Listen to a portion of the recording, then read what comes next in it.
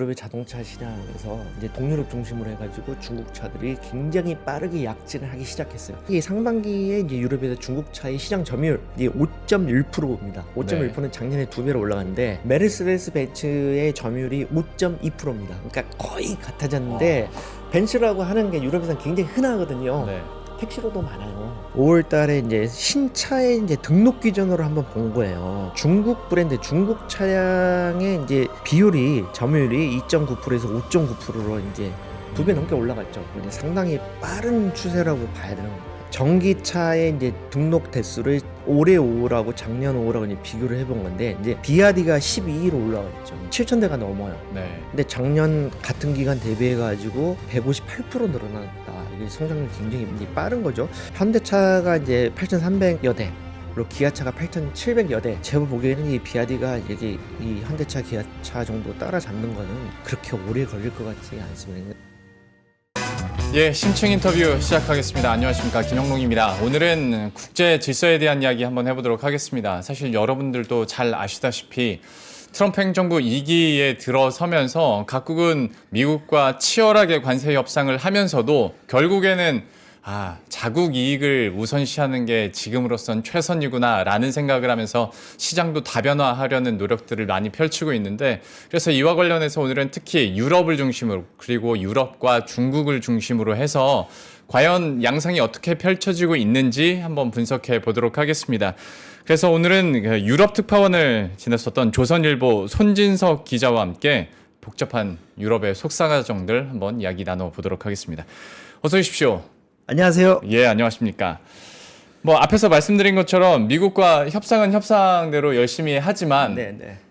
미국에만 의지하다가는 진짜 어렵겠다라고 생각들을 하다 보니 이제 자국의 이익들을 보면서 시장을 다각하려고 하는 것 같은데, 그러다 보니까 다시 눈을 돌리는 쪽이 이제 유럽 시장일 수밖에 네네. 없고, 또 유럽 시장도 나름대로의 전략을 펼치고 있지 않을까 싶은데, 특히 주목할 만한 게 벌써 2, 3개월도 지난 이야기이긴 합니다만 유럽이랑 중국이랑 교류가 좀 잦아진다라는 느낌이나 언론 보도들도 많았습니다. 네. 실제 지금 상황이 어떤지 한번 설명을 해주시겠어요? 네, 일단은 양쪽이 자주 만나고 있습니다. 그러니까 이제 중국 시장도 굉장히 크고요. 유럽도 EU 차원의 시장이 굉장히 크지 않습니까? 양측의 이제 경제 교류 많이 늘어나고 있는데, 이제 트럼프 대통령이 워낙에 이제 관세를 가지고 공격을 강하게 하다 보니까 이제 우방이고 뭐고 할 거 없이 강하게 밀어붙이지 않습니까? 네. 그러니까 유럽 차원에서도 이제 중국이랑 큰 시장이랑 좀 대화를 해봐야 되겠다 싶고, 중국도 마찬가지고 그래가지고 이제 실제로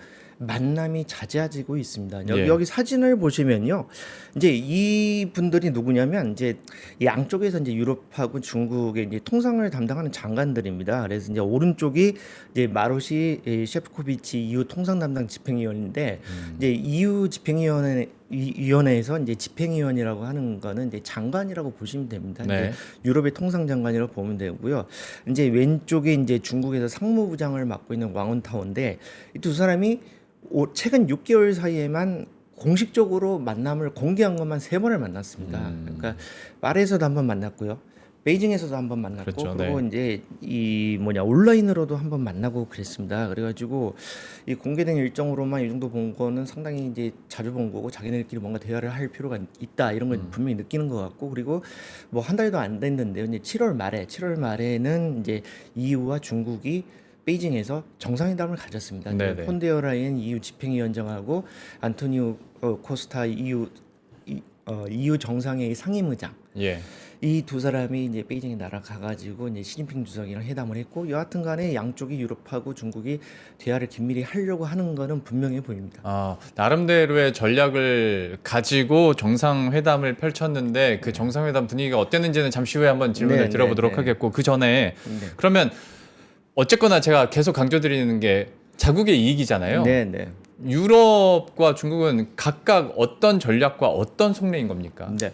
일단 이제 유럽의 입장에서 보면요, 이제 미국이 우방이라고 생각을 해왔는데, 이제 트럼프 2기 들어서는 확실히 미국이 우리의 우방이 맞는가라는 굉장히 어떤 두려움과 의문과 이제 이런 게 드는 거죠. 이제 예. 그런 상황에서 이제 미국은 유럽한테 이제 최대 교육 상대거든요. 음. 근데 최대 교육 상대가 저렇게 적대적으로 나왔을 때 우리는 어떻게 해야 되냐라고 했을 때 이제 어떤 경제 협력의 대상을 이렇게 좀 다변화시키는 전략으로 이제 갈 수밖에 없는 이제 그런 상황인 거죠. 네. 그래서 이제 보면은 중국이랑 이제 관계가 이제 밀접해질 수밖에 없는 게 이제 유럽 입장에서는 중국과 교육이 계속 늘어나는 추세거든요. 그래서 이제 어느 정도 늘어난 나라 일단 한번 보시죠. 이제 여기를 보시면은 이제 EU의 교역 상대로서 이제 그러니까 다른 나라들은 이제 비율을 본 건데 이제 2000년을 보시 2000년에 보시면은 중국이 4.4%밖에 안 되죠. 예. 이 당시는 이제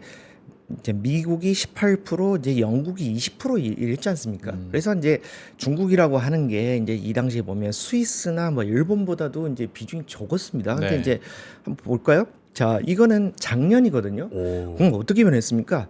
지금 보면은 미국은 17%죠. 근데 그 다음이 이제 중국입니다. 네. 그러니까 14.6%가 됐고 이제 영국은 더 줄어들었고요.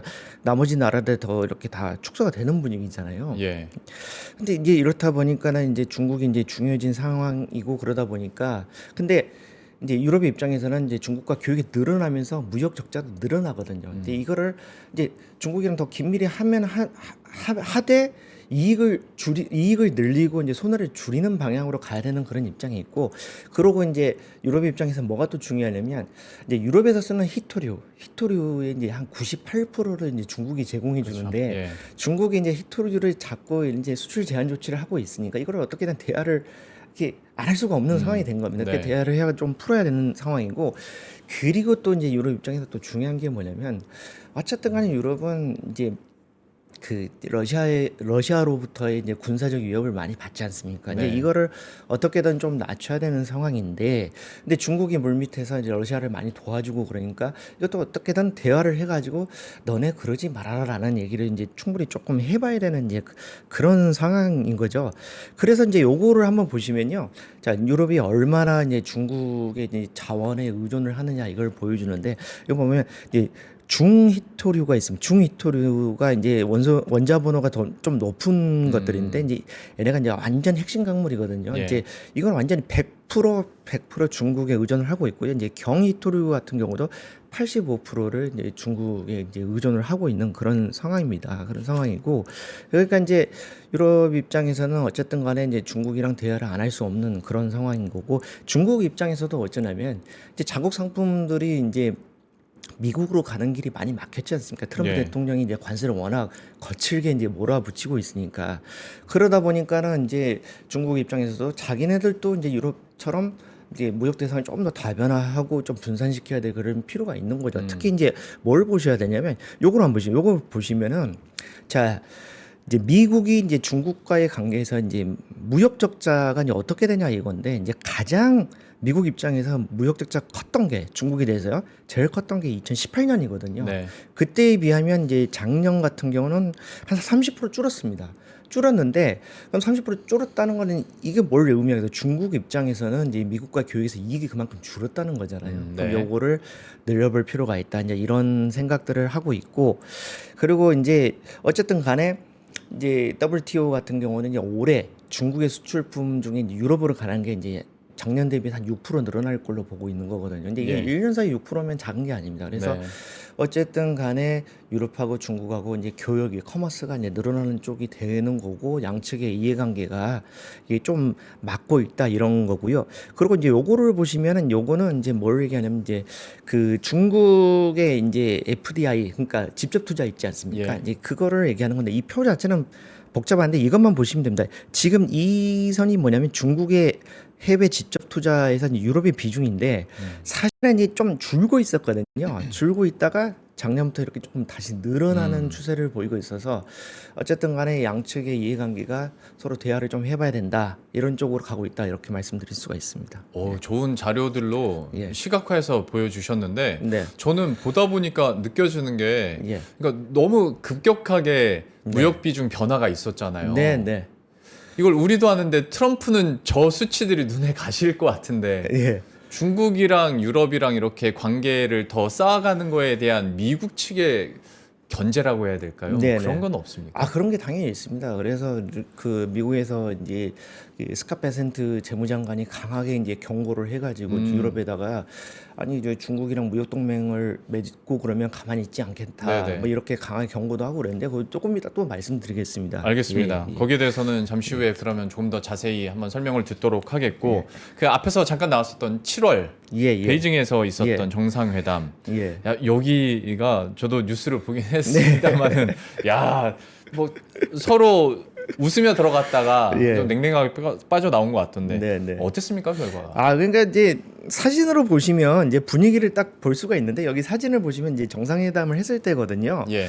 근데 보시면은 이제 시진핑 주석이 이제 가운데 있지만 이게 보시면 약간 살짝 웃는 듯 하면서 약간 떨떠름한 표정이잖아요. 근데 이제 이 안토니오 코스타 이 EU 정상회 상임의장하고 이제 펀데어라이엔 이제 EU 집행위원장은 활짝 웃고 있지 않습니까? 그러게요. 그러니까 이제 중국 입장에서 뭔가 약간 떨떠름하고 이제 이런 게 있는데 사실은 이제 양측이 대화를 한다고 하면서도 팽팽한 긴장 관계 같은 게 있습니다. 근데 사실 올해가 어떤 해냐면 이제 EU하고 중국하고 이제 외교 관계를 수립한 지 이제 50년이 되는 해입니다. 네. 그래가지고 이제 옛날에 이제 EU 이전에 EEC, 그러니까 유럽 경제 공동체일 때 1975년에 이제 외교 관계를 수립을 했는데 그거 이제 50주년 맞이해가지고 이제 EU에서 먼저 시진핑 주석한테 그러니까 브뤼셀에 와라 50주년 됐다라고 초청을 했는데 시진핑 주석이 거절을 했어요. 네. 그러니까 양쪽이 뭔가 대화를 한다고 하면서도 뭔가 긴장 관계가 있고 뭔가 기분이 좋지 않은 뭐 이런 게 있는 거죠. 그리고 이제 어떤 게 있었냐면 자, 이 두 사람이 유럽에서 날아간 두 정상이 먼저 일본에 갔어요. 일본에 가서 이틀간 일정을 소화하고 중국으로 갔거든요. 근데 이제 도쿄에서는 어쩌냐면은 이틀간 일정을 풀로 소화를 하고 그리고 이제 공동성명을 발표를 했어요. 네. 근데 베이징에 가지고는 어땠냐면 원래 일정이 이틀이었는데 중국 측 요청으로 하루를 줄여버렸고요. 하루 줄어들었고 이제 공동성명도 포괄적인 공동성명이 나오지 않고 그렇죠. 그 기후 변화 대응에 관해서만 이제 그 국한해 가지고 공동성명이 나왔고 그래서 예.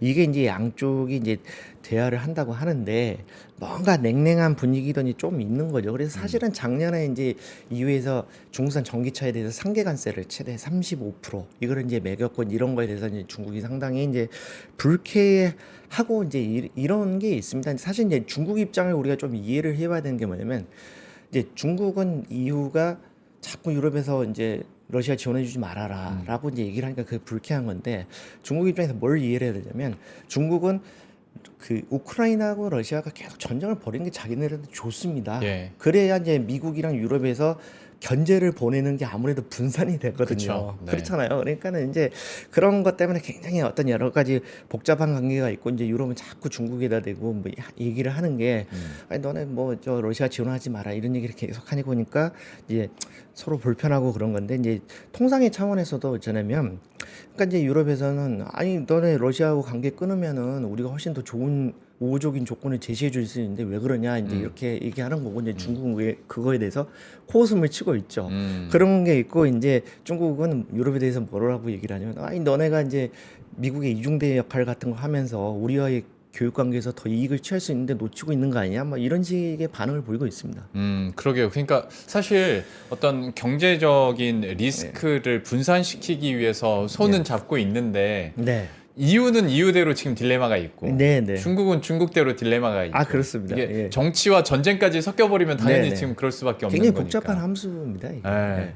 EU 너네는 우리한테 왔으면서 미국이랑은 계속 같이 예. 디리스킹 하겠다고 네, 협력 네. 관계 갖고 있고 예. 일본이랑 만나는 건 이해 가는데 여기 와가지고 이렇게 냉랭해 버리면 넌 우리 편 할 마음이 있는 거야? 그렇죠. 네, 네. 그런 생각은 들 것 같아요. 맞습니다. 그러면 그러니까 왜 껄끄러운지는 이제 설명을 네. 해주셨으니까 네. 유럽에서는 근데 또 한편으로 중국산 물품에 대한 시장 점유율이 급격하게 늘어나고 있다라는 얘기들을 많이 네, 하더라고요. 네, 네, 뭐 네. 전기차도 그 중에 네, 하나일 네, 테고요. 네, 네. 그러면 유럽에서는 그냥 손은 잡는데 또 경계는 들 것 같거든요. 예. 그 상황도 한번 설명을 해주시죠. 아, 그래요. 그 이렇게 중국산 물품들이 아까도 이제 그 도입부에 말씀드렸듯이 굉장히 이제 시장 잠식을 빨리 하고 있거든요, 유럽에서. 예. 근데 이거는 이제 뭐 구체적인 수치를 보면서 이렇게 좀 말씀을 드리고 싶은데, 자, 일단은 작년 교육에서 어떻게 되냐면은 EU가 중국과의 교육에서 수출이 2,133억 유로입니다. 그리고 이제 수입이 5,178억 유로인데, 그러니까 이제 무역 적자가 어쩌냐면 3,045억 유로예요. 네. 중국과의 교육에 대해서만. 근데 3,045억 유로라고 하는 거는 우리나라 돈으로 500조 원 다 되는 거거든요. 네. 그러니까 이제 중국과의 이제 교육에서만 이 정도 손해를 보니까 이게 이제 굉장히 유럽에는 이제 타격이 되고 있고 어떻게든 이거를 좀 줄여봐야 되겠다 이제 이런 생각이 있는 건데 EU 회원국이 27개 나라잖아요. 네. 그중에 27개 나라 중에서 이제 중국이랑 교육을 해가지고 이익을 보는 나라가 이제 뭐 저 아일랜드와 룩셈부르크 둘밖에 없습니다. 아, 그래요. 예, 나머지 다 적자고. 그런데 제가 계산을 해봤더니 2014년 대비 2024년 해가지고 이제 EU가 중국으로부터 수입은 102% 늘고 수출은 47% 늘었어요. 그러니까 이제 둘 다 늘어나는데 이제 수입이 늘어나는 속도 훨씬 빠른 거죠. 그래서 이제 여기 자료를 한번 보시면요. 자, EU 입장에서 이제 수출을 한번 보는 건데 2002년에 보십시오. 2002년에는 EU가 자 수출을 제일 많이 한 대상국이 영국이었고 그 다음에 이제 미국이었고 중국은 3.3%밖에 안 되잖아요. 네. 굉장히 미미했습니다. 근데 2023년에는 어때요?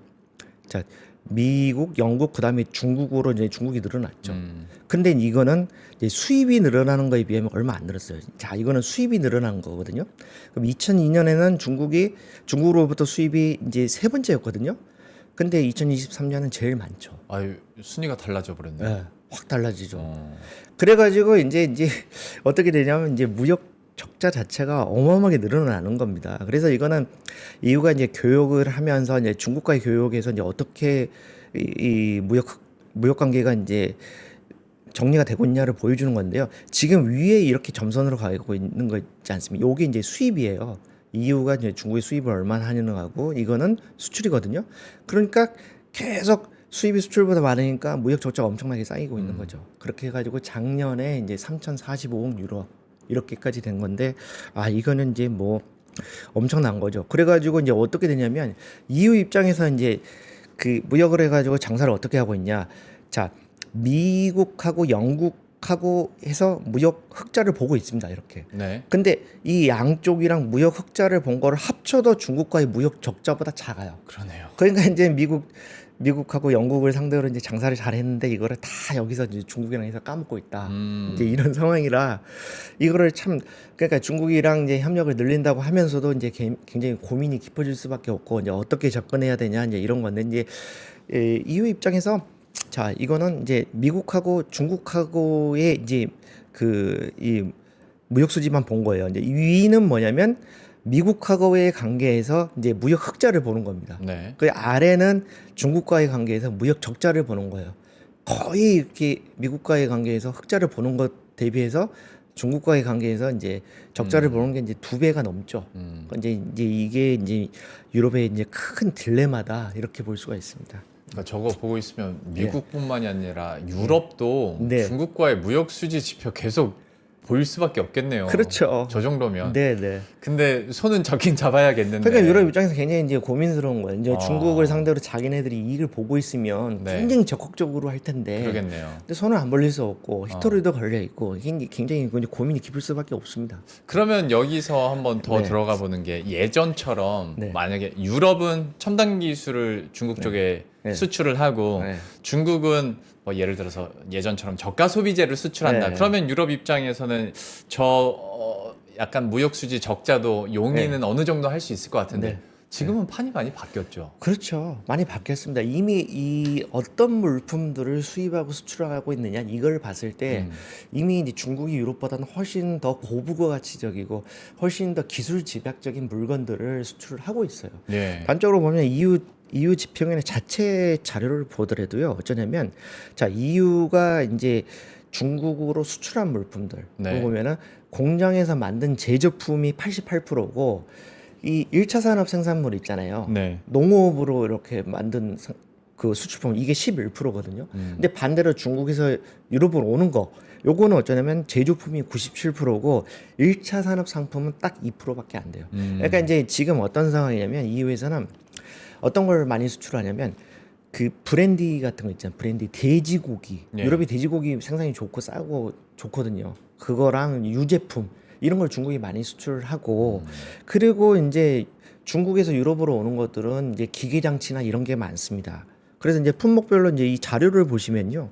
지금 이제 이 파란색으로 된 게 이제 중국에서 이렇게 유럽으로 간 거고 이제 요쪽에 이제 약간 누르끼한 색깔로 된 게 이제 유럽에서 이제 중국으로 가는 거거든요. 예. 딱 보면은 이제 기계류 같은 게 이제 중국의 비중이 훨씬 높죠.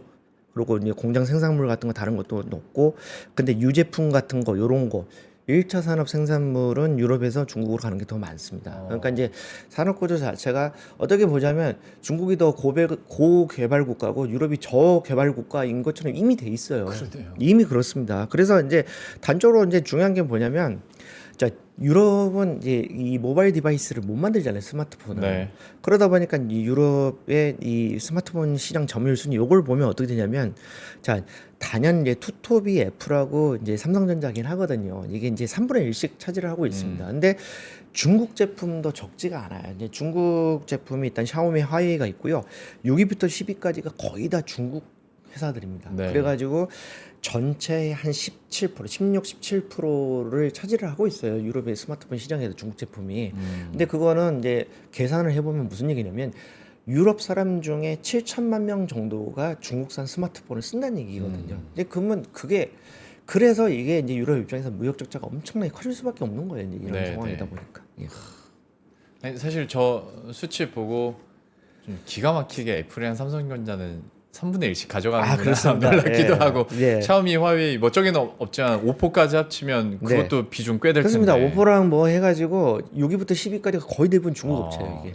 예. 저거 보면 유럽 입장에서는 뭔가 좀 예. 이건 아닌 것 같은데라는 방향으로 가긴 가는 것 같아요. 절연을 할 수도 없고. 그러게요. 그러니까 굉장히 이제 골치 아픈 상황인 거죠. 이게. 근데 사실 보다 보니까 저 모바일보다 사실 저는 더 궁금한 건 예.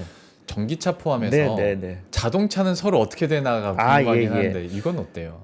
자동차 유럽의 자동차 시장에서 이제 동유럽 중심으로 해가지고 중국 차들이 굉장히 빠르게 약진을 하기 시작했어요. 그게 본격적으로 이제 작년 하반기, 올해 상반기 정도 해가지고 중국차의 비중이 굉장히 올라가고 있는데 예. 올해 이제 상반기에 이제 유럽에서 중국차의 시장 점유율 이게 어떻게 되냐면 이제 5.1%입니다. 5.1%는 작년에 2배로 올라갔는데 중국차 점유율 5.1%는 재밌는 게 뭐냐면 메르세데스 벤츠의 점유율이 5.2%입니다. 그러니까 거의 같아졌는데 벤츠라고 하는 게 유럽에서는 굉장히 흔하거든요. 네. 택시로도 많아요. 그렇죠. 경찰차도 많고. 국산차니까. 그러니까요. 그러니까 이제 유럽에서 이제 벤츠하고 이제 물론 이제 중국산 이제 자동차 전체를 말하는 거긴 하지만 네. 이게 이제 이미 올해 상반기 기준으로 비등비등해졌다. 이게 간단치 않은 거고요.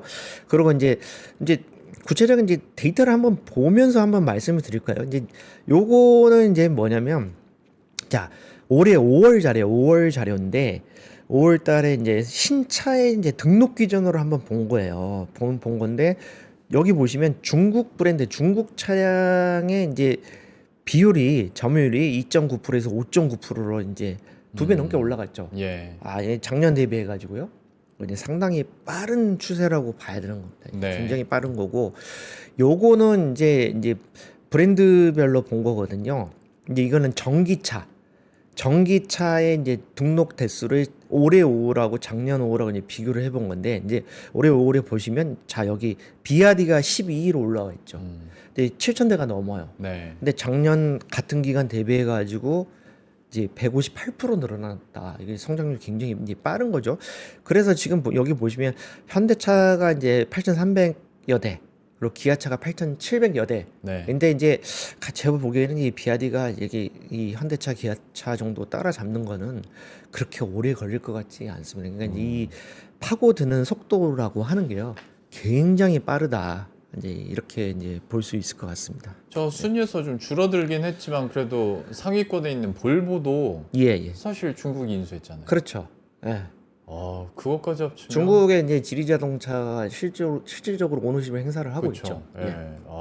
그러면 위협을 아니 느낄 네. 수가 없겠네요. 유럽 입장에서는 특히 어떤 자동차에 대한 점유율이나 그 자부심도 대단할 텐데 네네. 전기차 시장을 중심으로 해서 시장을 뺏기고 있다고 하면 당연히 여기에 대해서는 좀 힘들 텐데 네. 유럽에서는 이러다 보니까 그런지 몰라도 네. 주요 브랜드 자동차 공장들의 네. 뭐 셧다운이나 아니면 폐쇄 뉴스들이 이따금씩 좀 올라오더라고요. 네, 네. 상황이 좀 어떻습니까? 그러니까 이게 이제 상당히 이제 유럽 자동차 산업이 어려운 상황에 처해 있는데 이 악재가 엄청납니다. 일단은 이제 트럼프 발로 해서 이제 관세 공격이 많고요. 그리고 이제 유럽 경기 자체가 안 좋다 보니까 이제 유럽 안에서 내수도 별로 안 좋고, 네. 그리고 독일 자동차사들 중심으로 이렇게 중국 판매도 시원치 않아요. 이제 독일 자동차사 특히 이제 폭스바겐 이런 데는 이제 중국의 의존도가 중국 내 판매량이 전체 판매량이 30%대였거든요. 네. 근데 중국이라고 하는데 요즘 어쩌냐면 우리나라 언론에서는 이제 AI니 이렇게 해가지고 자꾸 이제 중국의 기술 발전이 엄청 빠르다라는 걸 경고를 해주는 기사들이 많아요. 근데 그게 맞는데 우리 입장에서는 그쪽으로 접근한 게 맞는데, 근데 중국의 이제 거시경제 측면에서의 내수라는 건 굉장히 안 좋거든요. 네. 그러니까 이제 유럽산 차를 많이 소화를 못 해줘요. 그런 것도 있고, 이제 트럼프가 관세 공격을 하니까 유럽 자동차사들도 미국에 가가지고 이제 생산을 해야 되고, 그러니까 미국 투자 늘리고 그러니까 생산에 대한 전 세계적인 리밸런싱을 해야 되니까 유럽 자동차 공장들 많이 폐쇄를 하거든요. 그러니까 이제 굉장히 이제 이게 이제 악재가 겹치는 거라고 봐야 되는데요. 지금 이 요 사진이 뭐냐면 이제 유명한 공장인데 독일에서는 이 폴크스바겐의 드레스덴 그 전기차 공장입니다. 네. 이게 이제 투명 공장이라고 해가지고 상당히 공장 멋있게 놓고 그랬는데 요거를 폐쇄를 하게 됐어요. 올해 연말까지. 아, 그렇게 해가지고 이제 폭스바겐이 전반적으로 2030년까지 독일 내 일자리 35,000개 줄인다고 했는데 이게 타격이 어마어마한 거죠. 이게 이제 가족들까지 합치면은 이제 직접적으로 타격 받는 사람은 10만 명이 되는 거고 이게 간단하지 않은 겁니다. 그리고 지역 이제 자체 예. 좀, 예, 어마어마한 거죠. 그렇죠. 예. 이게 자동차 산업이라는 게 이제 다른 산업에 이제 연관되는 그런 파급 효과가 굉장히 크지 않습니까? 네, 고용이나 네. 이런 거에서 그런 게 있고, 이제 이거는 이제 파업하고 있는 사진인데 이게 뭐냐면 여기 보세요. 포드라고 붙어 있죠. 네. 이게 이제 어떤 공장이냐면 독일의 켈른에 가면 포드 공장이 있어요. 네. 근데 이게 굉장히 자동차 역사에서 상징적인 공장입니다. 왜냐면 이 공장이 1925년에 지어져가지고 올해 정확하게 100년이 됐어요. 그러니까 이제 초창기 자동차 산업 초창기 때 이제 미국의 포드가 유럽에 진출한 어떤 깃발 같은 이제 그런 공장이었는데 네. 이 공장이 100년 역사상 처음으로 올해 5월에 파업을 했어요. 이렇게. 그 이유가 뭐냐면 이제 포드에서 감원을 하겠다 이렇게 발표를 해가지고 3,000명 가까운 사람들 감원한다고 그랬거든요. 네. 그러니까 이제 이런 식의 이제 타격이 있는데, 기본적으로 유럽이 이제 내수 경기도 안 좋지만 이제 원가가 너무 높아졌어요. 특히 에너지 비용 이런 거 있지 않습니까? 네. 그게 너무 올라가가지고 유럽에서 뭔가 생산을 또 하는 게 굉장히 어려워졌습니다. 그래서 단적으로 이제 전기요금을 볼 수가 있는데요. 이거는 가정용 전기요금이긴 한데 어차피 비율상은 산업용도 비슷하거든요. 그럼 여기 보면 독일의 이 전기료라고 하는 게 어때요? 중국이랑 비교하면 한 5배 차이 나죠. 아니 유럽 거는 정부에서 보조 안 해줘요? 보조를 해주는데 이게 기본적으로 이렇게 이제 독일 같은 경우는 탈원전도 했고 천연가스 수입하는데 비용이 엄청나게 많이 듭니다. 오. 그 러시아 우크라이나 전쟁을 하고 난 다음에는 더더욱 이제 러시아산을 쉽게 들여오는 게 어려워지면서 천연가스 가격이 훨씬 올라간 거죠. 그러니까 사실은 전기료라는 게 있지 않습니까? 이게 네. 원가에서 차지하는 비중이 꽤 되는데 30% 40%만 많아도 네. 상당히 부담이 될 수 있는 거거든요. 그럼요. 근데 요거는 5배 비싸고 뭐 한 4배 비싸고 이렇게 되니까 이거는 이제 그 생산을 할 때 메리트라는 게 굉장히 이제 줄어들 수밖에 없는 이제 그런 거죠. 근데 실제로 자동차 생산이 유럽에서 엄청나게 많이 줍니다. 자, 이거는 프랑스 내 자동차 생산량인데 여기 보시면 2005년 딱 20년 전만 해도 355만 대였거든요. 이때는 이제 우리나라랑 거의 차이가 없었어요. 근데 지금 작년에 91만 대까지 줄었거든요. 생산 메리트가 없고 이제 굉장히 타격이 있는 상황에서 중국 차들이 많이 밀고 들어오고, 중국에서도 어쩌냐면 이제 유럽 차들이 이제 거기 수출됐는데 이제 뭐 크게 가격 메리트도 없고 중국 차들이 이제 퀄리티가 많이 올라왔잖아요. 예. 이제 그런 영향이 있는 겁니다. 이거는 좀 다른 얘기긴 한데 유럽에서 또 오래 계셨고 전문가시니까 특히 독일의 독삼사가 요즘 안 좋다고들 네, 네, 침체됐다고 얘기를 많이 네, 하잖아요. 네, 네. 제가 생각했을 때 독삼사를 선택하는 사람과 중국 자동차를 선택하는 소비자층은 다를 거라고 생각이 들면서도 네. 독삼사의 침체 이유 중 하나가 네. 중국도 들어갑니까? 아니, 중국이 들어간다니까. 아까 말씀드린 것처럼 중국에서 판매 비중이 높은데 중국이 이제 이 내수가 좋지가 않아요. 예. 그러니까 우리는 맨날 그 중국의 뭐 AI가 이만큼 발전해 이것만 듣고 있는데 사실 이제 그 양면을 다 봐야 됩니다. 그러니까 그래서 중국 내 판매가 이제 많이 좀 줄고 있는 상황이고 이제 그 중국에서 전반적으로 중국 차의 이제 퀄리티가 올라오니까 그게 이제 약간 시장층이 다르다 하더라도 영향이 아주 없을 수는 없는 거죠. 그러니까 우리나라에서도 사실 그렇지 않습니까? 뭐 제네시스 같은 게 많이 팔리고 현대차 퀄리티가 올라오면서 네. 그래서 이제 독삼사가 국내에서도 굉장히 뭔가 경쟁이 치열하게 하잖아요. 옛날에는 완전히 현대차랑 시장이 분리돼 있었는데 조금씩 붙어가지고 요즘은 좀 중첩되기도 하지 않습니까? 예. 그러니까 이제 그런 식의 현상이 이제 중국에서 좀 시작되려고 하고 있는 거고. 그리고 이제 독삼사가 이제 유럽 자체에서 생산 단가가 너무 올라가다 보니까 이제 여러 가지로 이렇게 재무상으로 나쁘게 나오게 되고 이런 영향도 있고 뭐 그렇다고 봐야 되는 거죠. 어휴 참. 예. 그러니까 중국의 약진이 실제 수치로 예. 나오고 있고 유럽권에서의 자동차 그 상징성을 생각해-봤을 때는 네. 당연히 EU 입장에서는 위기감으로 다가올 수밖에 없을 것 같은데 네, 사실 이거 외에도 네. 중국의 배터리랄지 태양광은 이거는 사실 우리들도 체감을 많이 했던 그렇죠, 거기도 그렇죠. 한데 네. 유럽 시장에서의 점유율은 또 어떻게 뺏어오고 있습니까? 네, 뭐 그거 간단히 말씀드리면요, 이제 이 배터리 세계 1위 업체 중국의 CATL이잖아요. 이 CATL이 유럽에서 시장 점유율이 늘어나는 속도가 어마어마합니다. 이게 이 CATL의 이 시장 점유율이 유럽에서 2019년에 1%였어요, 1%. 예. 1%였는데 작년엔 35%입니다. 그러니까 1%가 35% 되는 게 5년밖에 안 걸렸어요. 그러게요. 어마어마한 거죠. 그렇게 해가지고 이제 CATL만 있는 게 아니니까 유럽에서 이제 배터리 시장에 이제 중국 업체의 이제 시장 점유율이 작년에 40% 넘어갔고요. 그리고 태양광은 압도적인 그러니까 완전한 시장 지배 상태가 나타나고 있는데 유럽에서 중국 업체들의 이제 시장 점유율이 96, 97%가 2023년부터 유지가 되고 있어요. 이건 시장을 완전히 이제 그러니까 집어삼킨 거고 이제 유럽의 로컬 업체들이 이제 거의 힘을 못 쓰는 건데 이제 특히 태양광 같은 거는 그래요. 이게 업종 특성상 생산량이 늘어날수록 원가가 떨어지는 속도가 굉장히 빠른 그쵸. 업종이거든요. 그러니까 네. 이제 생산량에 따라서 이제 유럽 업체들이 못 견디는 건데 유럽에서는 이제 그 태양광 업체들이 이제 생산량이 적기도 하지만 유럽은 어떻습니까? 이게 이제 그 환경 규제 이게 굉장히 엄격하거든요. 맞아요. 이거를 맞춰가면서 이렇게 하려고 하니까 이제 속도가 안 나는 건데 이제 중국에서는 뭐 아시다시피 뭐 수은이건 나비건 이런 거 뭐 별로 신경 안 쓰잖아요. 많이 안 들고 그러다 보니까 이제 게임이 안 되는 겁니다. 이게 그냥. 그러니까 사실 전 세계 태양광 패널의 80% 이상을 중국이 그렇죠. 차지하고 있다고 늘 얘기하는데 네. 유럽에서만 96%라고. 96, 97%입니다. 유럽. 야, 그렇게 하니까 네. 저도 금방 든 생각이 마지막에 잠깐 얘기를 해주셨지만 유럽 국가가 특히 뭐 에너지 전환이랄지 친환경, 재생에너지 쪽으로 드라이브를 세게 걸잖아요. 네네.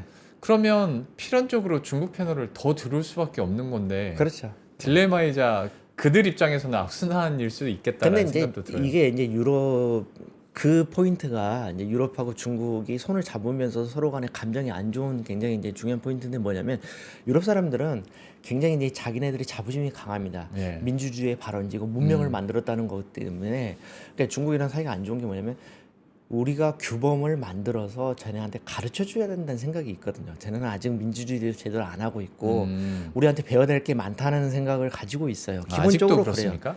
여전히 그래요. 그러니까 실용적인 사람들은 이미 바뀌었겠지만 여전히 자기네들이 이제 자부심이 이런 게 있기 때문에. 근데 중국에서는 사실 뒤에서는 그런 걸 코웃음 치는 거죠.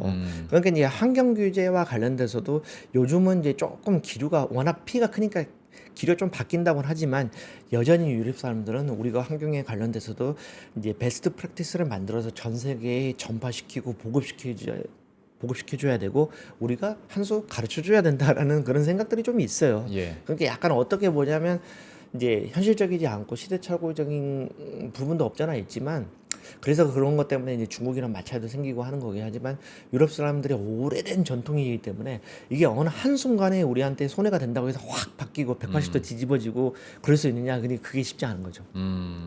참 그러면 저 듣다 보니까 엉뚱한 생각이 유럽도 미국처럼 약간 그러니까 시장 잠식이 걱정이 된다면 중국 상대로 좀 고율 관세를 할 생각은 안 했었을까? 근데 못하는 이유가 이게 통상적인 문제인 건지 네. 아니면 그렇게 했을 경우에 예. 자체적인 공급이 안 되기 때문에 어쩔 수 없이 중국 걸 받아들이는 건지 그게 어떻습니까? 일단은 이제 어쩌냐면 우리나라는 그 EU랑 FTA가 맺어져 있잖아요. 네. 근데 중국은 그런 거는 없어요. 이제 그런 거는 없고 이제 관세율이 대체적으로는 EU가 이제 중국산 수입품에 한 5, 6% 매기고 그리고 이제 중국이 이제 EU 제품에 이제 한 10% 안팎 이렇게 하고 있는데 그런 상황인데 전기차에 대해서는 작년에 이제 EU가 이제 상계 관세를 매겼죠. 네. 근데 그게 이제 최고 35%인데 35%라는 게 최고 35%라는 게 약간 애매한 거예요. 왜냐면 이제 미국은 100% 넘게 때렸지 않습니까? 그러니까 이제 아예 이제 미국은 죽어라라고 때리는데 유럽은 그렇게 못 하는 거예요. 네. 근데 이제 해야 될 필요는 있고 어정쩡하게 가는 건데 이제 그게 뭐냐면 이제 특히 전기차 같은 경우는 이제 유럽이 기술적으로 이제 중국보다 떨어지기 때문에 시간을 좀 벌어야 되는 거예요. 시간을 벌어야 되기 때문에 이제 그런 것도 있고 그래서 이제 자기네 산업들을 조금 어느 정도는 아 이거는 진짜 관세를 상계 관세를 안 하고는 도저히 해결이 안 되겠다 이제 이런 측면이 있기 때문에 하는 건데 이것도 이제 어떤 문제가 있냐면 EU 회원국들 간에 서로 간의 이해관계가 달라요. 특히 대표적으로 독일하고 프랑스가 서로 안 맞습니다. 왜냐면 이제 독일 같은 경우는 중국에서 자동차 생산도 많이 해요. 폭스바겐 같은. 그러면 어떻게 되냐면은 중국에서 만든 걸 유럽을 갖고 오기도 하거든요. 그럼 자기네 회사 제품이 중국에서 만들었다는 이유로 관세를 또 내야 되는 거예요. 네. 그런 문제가 있고 네. 근데 이제 프랑스 같은 경우는 이제 르노나 뿌조 이런 회사들이 이제 중국 시장에 이제 의지하는 의존도가 낮기 때문에 관세를 한 게 낫다라고 해서 서로 간의 의견이 안 맞고 그래가지고 이제 여러 가지 문제가 있습니다. 전반적으로 이제 유럽이랑 중국이랑 대화를 할 때 어쩌냐면요. 개별 국가들은 중국이 저자세요, 사실은.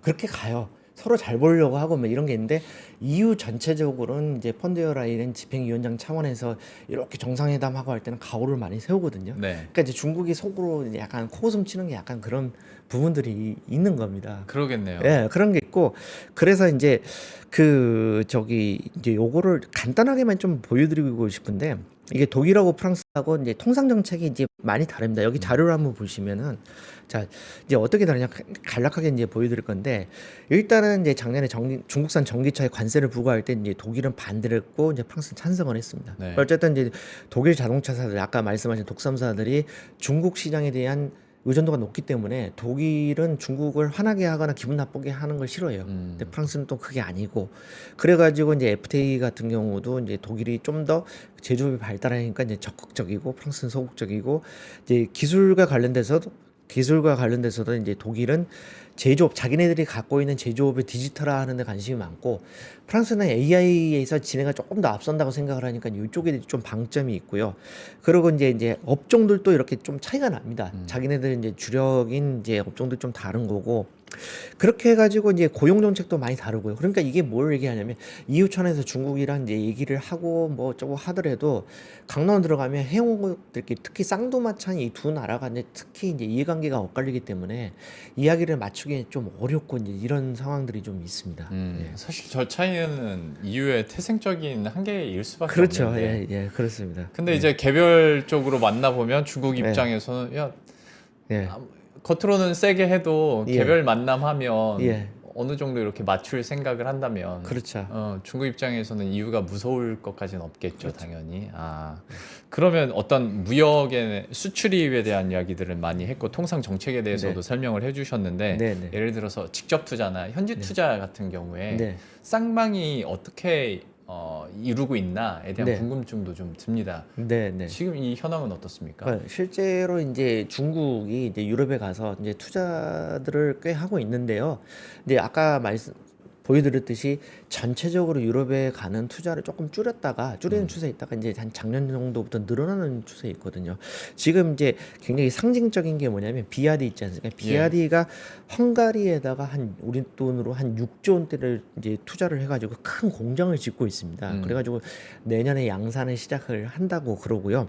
그리고 이제 아까 볼보 말씀하셨는데 볼보 대주주가 이제 중국의 지리자동차잖아요. 네. 그러니까 지리자동차가 볼보 생산 라인을 중국에서 벨기에로 옮기려고 지금 추진을 하고 있습니다. 근데 이게 어떤 거냐면 이제 유럽 입장에서 이제 중국산 전기차에 대해서 이제 상계 관세를 작년부터 매겼지 않습니까? 그러니까 이제 이게 약간의 효과는 나타나고 있어요. 그러니까 이제 중국 업체들도 유럽에 가서 좀 생산을 해보자 예. 이런 생각을 하고 있고, 유럽 국가들 특히 개별 국가들은 어쩌냐면 중국에서 투자 들어오는 걸 굉장히 웰컴을 하죠. 어쨌든 이제 내수 기반을 이렇게 키워주고 고용을 늘려줄 수 있으니까요. 그럼요. 예, 그런 걸 굉장히 이제 좋아하고, 그리고 이 유럽이 특히 전기차 관련돼 가지고 중국을 세게 제재하기 어려운 이유 중에 하나가 뭐냐면, 이미 이제 유럽 업체들하고 중국 업체가 협력을 하고 있어요. 이미 하고 있어요.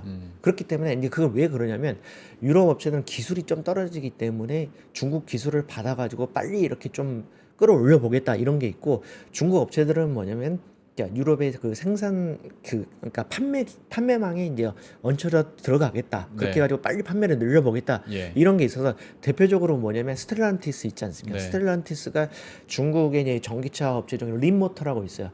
여기랑 같이 조인트로 해가지고 폴란드에서 작년부터 생산을 시작을 했죠.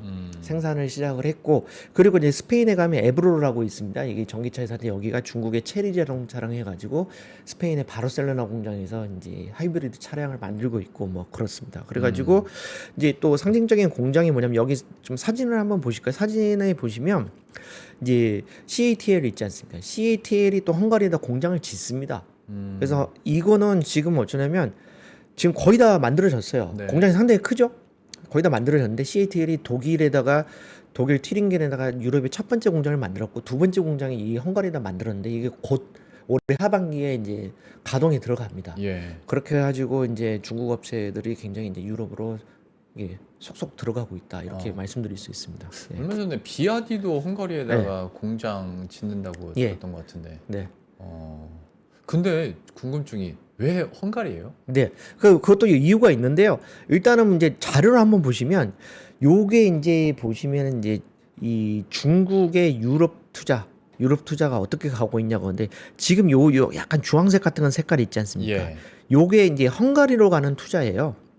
그래서 작년 같은 거 이 헝가리로 가는 투자가 요만큼으로 늘어났는데, 굉장히 많이 늘어났죠. 23년 4년에 예, 급격하게 확 늘어났죠. 근데 요게 뭐냐면, 요 색깔이 이 유럽의 빅3, 영국, 독일, 프랑스에 투자한 거의 합계입니다. 예. 그러니까 이제 영독불로 간 거 투자액을 합쳐도 헝가리로 간 거보다 적을 정도예요.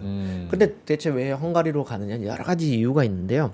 자, 일단은 헝가리가 이제 중국의 1대1로 프로젝트에 이제 유럽에서 제일 먼저 찬성을 했고, 거기에 이제 그 오르반 총리가 친중 성향이다, 이런 예. 것도 작용을 하는 거고요. 그리고 이제 뭐가 있냐면, 일종의 이제 중국이 유럽 국가들 길들이기가 있는 건데, 이게 이제 헝가리가 독일과 같이 작년에 중국산 전기차에 대한 상계 관세를 매기는 거에 반대를 했어요. 그러니까 이제 중국 입장에서는 헝가리가 이제 좀 이쁜 동생처럼 보이는 이런 것도 있고, 헝가리가 이제 또 어쩌냐면 법인세율이 9%밖에 안 됩니다. 이제 그런 게 굉장히 이제 효과가 있고, 한번 중국 업체들이 많이 몰려가니까 일종의 이제 집적 효과죠. 클러스터링 효과가 생깁니다. 그러니까 단적으로 비아디 공장하고 CATL 공장이 헝가리로 몰리면 다른 중국 업체들도 이렇게 뭐 많이 몰려가게 되고, 이런 효과가 나타나는 거죠. 예. 중국 나름대로 그 안에서 밸류 체인이 또 만들어지겠네요. 그렇죠. 그러면. 이제 그러니까 이제 그런 게 있고, 이제 중국이 이제 유럽 국가들을 길들이게 한다는 게 또 어떤 측면에 나타나냐면, 아까 제가 말씀드린 게 스텔란티스하고 린모터하고 예. 이제 폴란드 공장에서 이제 공동 생산을 하기 시작을 했다고 말씀드렸잖아요. 작년 네. 시작을 했거든요. 근데 올해 3월에 갑자기 중단을 했어요.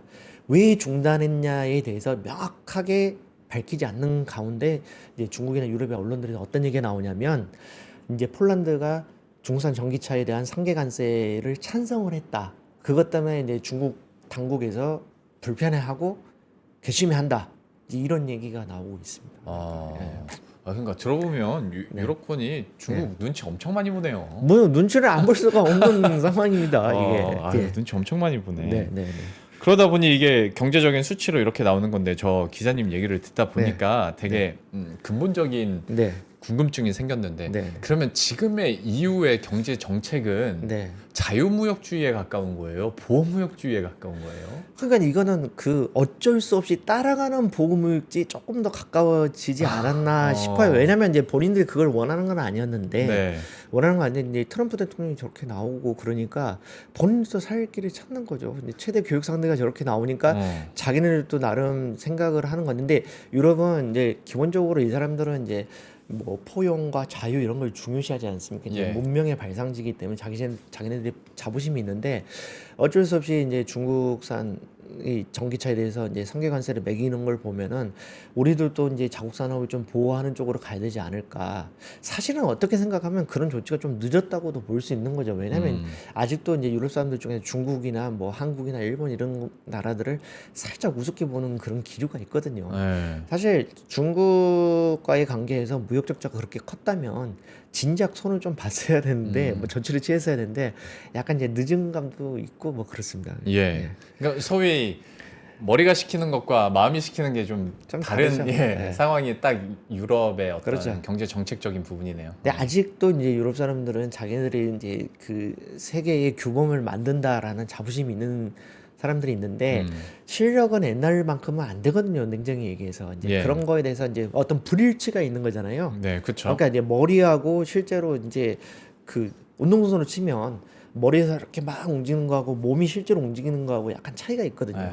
그러니까 이제 이거를 어떻게 극복해 가느냐 뭐 이런 거 나름 중요하겠죠. 나이 들면 그러는 거잖아요. 네, 그러다 보니까 오래된 유럽, 대륙입니다, 진짜로. 올해 유럽도 오래된 대륙에서 나오고 있는 네네. 그런 보수적인 네. 인식과 네. 지금 경제 세계 질서의 재편이 잘 못 따라가는 그렇죠. 그런 상황이 네. 그렇구나. 그러면 앞에서도 제가 잠깐 운은 띄었었는데 이런 상황에서 어쨌거나 유럽은 중국이 필요한 상황이고 중국도 어떤 수요 다변화를 위해서 네네. 유럽 시장에 계속 투자를 하고 있는 상황인데 이런 현상이나 기류를 미국 측에서는 당연히 언짢아 할 테니까 네네. 여기에 대한 압박들도 있을 테고 지난 철강 관세 때였었나요? 네네. 베센데스 재무장관이 유럽 좀 협박했었잖아요. 네네. 근데 계속 가까워지면 네. 자기 목 긋는 거랑 뭐 예, 같다 뭐 예, 그런 예. 식으로 아니 재무장관이 그런 얘기를 기자회견에서 하나 싶기도 했었는데 실제로 미국의 스탠스나 지금 상황들은 어떤지도 좀 설명을 해주시죠. 네네. 미국이 이제 유럽을 이 통상 파트너로서 어떻게 보느냐, 이제 이런 거를 보면은 일단은 이제 관세율을 15%로 타결을 했지 않습니까? 네. 그래가지고 이제 EU가 이제 1조 3,500억 달러를 미국이 쓴다고 그랬는데 이제 그 중에 이제 7,500억 달러를 에너지 수입에 쓰고 추가 투자를 이제 구체적으로 밝히지 않았지만 6천억 달러 더 쓰겠다 이제 이 정도에서 마무리했는데 근데 이제 이 유럽 입장에서 굉장히 좀 고민스러운 게 트럼프라는 사람이 언제 심통을 부려 언제 바꿀지 모르잖아요. 네. 이제 그런 불안감이 있는 거고, 그러니까 이제 EU 입장에서는 진퇴양난인 게 미국의 경고를 무시하기도 어렵고 그렇다고 중국과의 관계를 단절하기도 어렵고 이제 이런 어려움이 있는 건데 EU 일각에서는 그러니까 아까도 제가 여러 번 말씀드렸지만 유럽 사람들은 자기네들이 아직도 실력이 굉장하다고 생각을 하고 있고 뭐 여전히 어느 정도 이제 서우더 준치라고 어느 정도 실력을 유지를 하고 있기 때문에 그러니까 이제 미국과의 관계에 있어서 이제 중국을 지렛대로 삼으려고 그러죠. 그러니까 니네가 이제 자꾸 그러면은 응? 자꾸 우리가 우방인데도 공격을 하고 그러면 우리가 중국이랑 더 손을 잡아버릴 거야라는 식으로 지렛대로 삼자, 중국을 지렛대로 삼자라는 주장하는 사람들이 있는데 이제 그런 일각의 기류에 대해서 이제 미국 쪽에서는 약간 코웃음을 치는 분위기죠. 그래서 이제 어떻게 하기도 조금 이제 어려운 건데 그리고 또 그 EU 안에서도 유럽 안에서도 이제 반중 정서가 좀 있습니다. 그래가지고 이제 중국이랑 막 마냥 가깝게 가는 거에 대해서 반대를 하는 기류도 있고 그래서 이제 어려운 건데 이제 중요한 건 이제 트럼프 입장에서 어떻게 보냐 이건데 트럼프는 어쨌든 간에 이제 유럽에 대해서는 이제 강하게 몰아치지만 그래도 결정적으로 막 큰 무리수는 유럽에 대해서 두지 않을 거라고 생각을 해요. 왜냐하면 유럽산 수입품이 미국에 엄청 많거든요. 어쨌든 이제 수입을 제일 많이 해오는 대상이기 때문에 관세를 만약에 너무 높게 매겨버리면 물가가 너무 많이 오를 거 아닙니까? 네. 근데 그게 이제 부담이 될 수 있고 앞으로는 이제 관세 효과 때문에 물가가 미국에서 더 올라갈 확률이 좀 있지 않습니까? 이제 그런 것 때문에 하기 어려울 거고 특히 또 이제 뭐가 있냐면 트럼프의 참모들 중에서는 아무리 그래도 이제 유럽에 대한 태도 이거를 중국이랑 같이 할 수는 없다. 라고 이제 유럽에 대해서는 이제 조금 우리가 톤다운하자라고 이제 말리는 사람들이 있기 때문에 뭐 트럼프 대통령이 유럽에 대해서 막 극단적으로 이제 강경한 정책을 펴기는 좀 쉽지 않지 않을까 뭐 그렇게 보고 있습니다. 사실 우리의 인식과는 다르게 지금 현상들을 네. 좀 면밀하게 보면 네, 미국도 유럽과의 관계를 그렇게 단절할 정도로 무리하지는 않을 뿐더러 네. 사실 보면 중국이나 러시아와도 극단까지는 가진 그렇죠. 않더라고요. 그러다 네, 보니까 네. 결국 그냥 엄원 캐나다 때리고 브릭스 네. 국가들 때리고 있는 상황인데 네. 오히려 뭐 사이 더 안 좋을 것으로 예상했던 러시아나 중국 쪽과는 또 어느 정도 대화를 네, 하려는 네, 모습도 그래서 좀 나타나고 있는 것 같고 참 복잡합니다. 네, 네. 외교며 경제 질서라는 게. 네, 그러면 네. 지금들의 상황을 봤을 때 네. 중국과 유럽의 공조는 당분간은 지속되지 않을까라는 생각도 드는데 앞으로의 전망은 어떻게 하시는지도 궁금하고 네. 우리나라 얘기를 너무 안 해가지고 네, 네. 그러면 이 사이에서 우리나라에 기회도 있겠지만 네네. 위기 사항도 분명히 있을 거지 않습니까? 네네. 이거는 좀 어떻게 정리해 볼 수 제가 있을까요? 보기에는 이제 이 중국하고 유럽은 이제 감정적으로 불편한 상황인데도 불구하고 계속 대화는 할 것 같고요. 사실 우리나라 입장에서는 이 유럽하고 중국 사이가 좀 많이 나빠지는 게 이제 반사이득이 있을 수 있죠. 왜냐면 이제 중국이 이제 요즘 대표적으로 밀고 있는 비즈니스 산업 같은 거 뭐 전기차나 뭐 이런 거 있지 않습니까? 태양광 예. 이런 거는 우리나라도 할 수 있기 때문에 배터리 같은 거 있지 않습니까? 그렇기 때문에 근데 유럽이랑 중국이랑 사이가 나빠지면 우리가 더 유럽 시장을 밀고 들어갈 그런 여지가 좀 있지 않을까 뭐 그렇게 생각을 합니다. 그래서 아까 초반부에 보여줬던 자료인데 이걸 다시 한번 보시면요. 자, EU 입장에서 수입을 해오는 대상국이에요. 그럼 2002년에 우리나라가 이제 EU의 수입 중에 차지하는 게 2.1%였잖아요. 네. 근데 2023년에 2.9%예요. 사실은 얼마 안 든 거예요. 여전히 3%도 안 되고요. 3% 정도나 되는 거죠. 그래서 튀르키예보다도 적어요. 그러면 이게 뭘 얘기를 하냐면 유럽 시장이 그래도 4억 5천만 명 살고 잘 사는 데잖아요. 네. 그러면 우리가 조금 더 많이 수출할 수 있는 여지가 충분히 있는 거예요. 더 해야 되는 거예요. 그래서 이제 중국이랑 이제 유럽 사이가 더 나빠지면 우리한테 좀 더 기회가 있을 수 있고 더 뚫고 들어갈 수 있고 유럽 사람들은 기본적으로 이 동아시아 국가에 대해서 자기네들 여전히 우월감을 많이 느끼고 있기 때문에 네. 이게 한 3% 되는 게 한 6% 7% 정도까지 간다고 해서 유럽 사람들이 우리나라를 막 경계하고 그러진 않을 거고 이제 중요한 거는 이유가 이제 중국이랑은 FTA를 맺고 있지 않지만 우리나라는 FTA를 하고 있잖아요. 예. 그러니까 우리는 상당히 좀 여건만 되면 가서 물건을 팔기 되게 좋은 뭐 그런 상황이라고 볼 수가 있습니다. 그러니까 우리가 지금은 점유율이 너무 낮은데 또 네. 반대로 생각하면 그만큼 먹을 파이도 크다라고 얘기를 그렇죠. 해주셨는데 네. 듣다 보니까 좀 엉뚱한 생각이 하나 네. 든 게 만약에 중국이랑 유럽, EU 간에 이런 불편하지만 그래도 공정 관계가 네. 계속 이어질 경우에 네. 이 둘이 FTA를 맺을 가능성은 지금으로서는 그거는 없습니까? 아직은 이제 뭐 뭔 얘기인 것 같아요. 그리고 이제 아시겠지만 FTA 합상이라고 하는 거는 1, 2년 사이에 될 수 있는 게 아닙니다. 우리 뭐 한EU FTA나 한미 FTA 굉장히 시간이 많이 걸렸잖아요. 맞습니다. 그거는 각 산업끼리 서로 간에 이렇게 다 맞춰야 되는 거거든요. 예. 그러니까 A 산업에서 이만큼 손해를 보면 B 산업에서 이만큼 이익을 보고 이 퍼즐을 맞추는 과정이 너무너무 오래 걸리잖아요. 그러니까 네. 그게 쉽지 않은 거고 그리고 이제 지금은 중국이랑 EU랑 뭐 해가지고 그렇게 막 되게 살갑게 네. 우리 FTA 하자라고 할 뭐 그런 상황은 아닙니다. 그렇죠, 그래서 맞아요. 맞습니다. 그래서 그 전기차에 대해서 EU가 상계 관세를 매기니까 이제 중국도 발끈해가지고 그 저기 유럽산 브랜드 있지 않습니까? 네. 브랜드에 대해서 이렇게 반덤핑 조사 들어가가지고 상계 관세를 또 매기기로 했어요. 서로 장군멍군 하고 있고 그래서 어느 정도 제가 봤을 때는 중국이 조금 더 약간 갑의 위치가 아닌가. 히토류도 그렇고요. 그래서 이제 이거를 어떻게 FTA까지 꼬리시킬 수 있을까에 대해서는 뭐 몇 년 안에 되기는 쉽지 않을 거라고 보고 있습니다. 사실 그리고 지금의 경제 정책 시류가 오히려 관세를 높여서 장벽을 세우는 네네. 네. 거지 네. 무관세로 가자는 그런 게 아니잖아요. 시류가 아니니까. 네, 예, 알겠습니다. 네. 혹시나 외생변수가 생길까봐 한번 여쭤봤고 네. 마지막으로 시간이 이제 5분 정도밖에 안 남긴 했었는데 네. 또 유럽권 전문가시니 이것도 좀 여쭤보겠습니다. 네. 트럼프와 푸틴의 알래스카 정상회담이 있었는데 네네. 알래스카 노딜이 됐고 그런데 결국 또 다시 나온 게 이제 젤렌스키와 3자 회담 네네. 준비하고 있다라는 네. 얘기를 네. 했습니다. 뭐 지금으로서는 뭐 러시아 측의 입장이나 요구사항은 너무 명확하고 젤렌스키는 그러면 땅을 내주고 안보를 취할 것인가에 대한 의문점은 좀 있긴 합니다.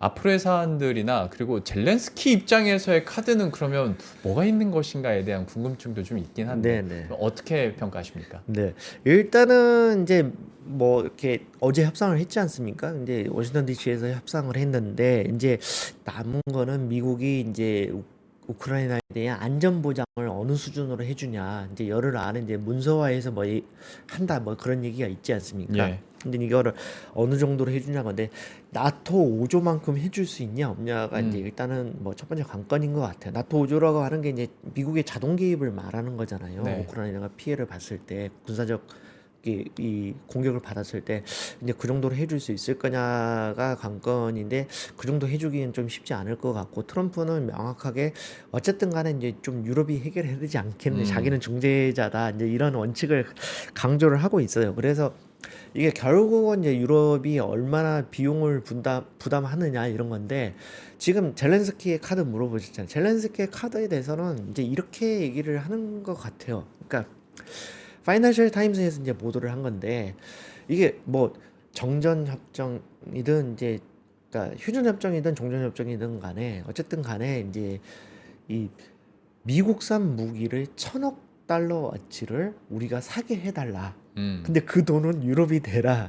이게 젤렌스키의 생각이라는 거예요. 그러니까 이제 이게 뭘 얘기를 하는 것 같냐면, 그러니까 이제 사실은 이제 트럼프 입장에서는 어쨌든 뭐 미국 입장이든 유럽 입장이든 우크라이나 입장에서는 푸틴을 다 믿을 수가 없잖아요. 네. 푸틴이 뭔가를 약속한다고 해서 저 사람이 과연 뭔가를 지킬까라는 그런 생각이 있는 건데 서로가 그렇게 생각하죠. 네, 서로 그런 게 있는 건데 어쨌든 그래도 하여튼 이제 유럽 사람들은 그런 게 있는 거잖아요. 그러니까 이제 이 그 크림반도를 이제 병합을 한 다음에 멈출 줄 알았는데 그게 아니었잖아요. 그래서 공포를 갖는 건데 근데 이제 이 젤렌스키가 이 1,000억 달러 무기를 미국산 무기로 유럽이 돈을 내서 우리한테 달라라고 하는 거는 결론이 어떻게 나든지 간에 그러니까 어떻게 나고 그리고 푸틴이 마음을 바꾼다 하더라도 우리가 미국산 무기를 쟁여놔 가지고 러시아랑 계속 전쟁을 유사시에는 할 수도 있다라는 그 기반을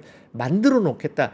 그게 되게 중요한 거 거기다 포커싱을 하는 것 같아요. 네. 그러니까 이게 뭐 휴전이 됐든 종전이 됐든 간에 그런 것 같고 그게 현실적인 입장이 아닌가. 그리고 이제 국민들도 뭔가를 설득을 해야 되는데 잘못하면 이제 어떤 위험이 있냐면 이제 푸틴이 원하는 건 두 가지잖아요. 그러니까 이제 서방의 제재를 없애는 거고 이제 돈바스 지역을 자기가 먹겠다 이런 건데 두 가지를 푸틴이 동시에 먹고 나머지가 어떻게 되든지 간에 이제 그렇게 정리될 위험이 있는데 설령 그렇게 된다 하더라도 나중에 전쟁을 또 할 수 있게끔 러시아 공격을 하면 젤렌스키는 그거를 되게 강조를 하고 거기다 포커싱을 할 것 같아요. 포커싱을 할 것 같고 그래서 이미 이제 미국에서는 뭐 푸틴에 대한 불신 이런 게 크거든요. 그래서 워싱턴 포스트 보도를 제가 보니까는 푸틴이라는 사람은 지 마음대로 꼴대로 옮기는 사람이다. 그거 어떻게 믿을 수 있냐 뭐 이런 얘기가 나오고 있는데 결국은 유럽 국가들이 이 평화를 위해서 얼마만큼의 비용을 이제 부담을 할 수 있느냐 이런 걸. 그래서 그 1,000억 달러라고 하는 거는 적어도 이거는 어쩌냐면 젤렌스키하고 트럼프 사이에는 이해관계 딱 맞는 거예요. 왜냐면 이제 젤렌스키는 그 무기를 확보를 해놓으면 유사시에도 이렇게 좀 안심이 될 수 있고 그리고 트럼프는 뭐냐면 자국민들한테 내가 어쨌든 간에 이거를 평화를 주선했고 또한 거기다 플러스 해가지고 우리가 무기를 거기다 굉장히 많이 팔았다. 라고 되니까 이거는 이제 트럼프랑 이 젤렌스키 사이에는 일종의 합의가 돼 있는 거예요. 이제 이거를 유럽이 재정이 나쁜 이제 서유럽 국가들이 과연 이제 특히 이제 뭐 프랑스나 영국처럼 재정이 나쁜 나라들이 이거를 받아가지고 우리가 돈 투자를 할 수 있느냐 이제 여기에 이제 관건이 있는 게 아닌가. 저는 그렇게 생각하고 있습니다. 사실은 그리고 나토 가입을 안 하면서도 거기에 준하는 만큼의 안보를 제공할 수 있을까에 대한 의문점도 사실 있긴 한데. 네, 있습니다. 그래서 지금 이제 거론되고 있는 게 그러니까 이제 이제 포괄적인 평화협정을 체결하는 방안 이렇게 해가지고 이제 우크라이나가 걱정하지 않게 러시아 국내법을 개정을 해가지고 러시아의 추가 침공을 막는 조항을 만들겠다 뭐 이런 것도 뭐 거론은 되는 것 같은데 네. 푸틴이 그렇게까지 할지는 제가 잘 그러게요. 모르겠고요. 그냥 어정쩡하게 이제 그 종전이 아니라 휴전이 될 확률이 있고 휴전이 될 경우에도 이제 젤렌스키는 어쨌든 좀 이렇게 무기를 좀 더 확보해가지고 우리가 조금 더 이렇게 유사시를 대비하겠다라는 쪽으로 흘러갈 가능성이 있지 않을까. 뭐 하여튼 그렇습니다. 알겠습니다. 네. 이 사안에 대해서는 또 3자 회담 트럼프가 네. 열심히 조율 중이라고 하니까 뉴스가 나오면 네. 한번 팔로우업 해보도록 하겠고 오늘 이후 상황과 또 중국과의 무역 관계에 대해서 이렇게 정리하는 시간은 마무리 짓도록 하겠습니다. 조선일보 손진석 기자와 함께했습니다. 오늘 말씀 고맙습니다. 감사합니다.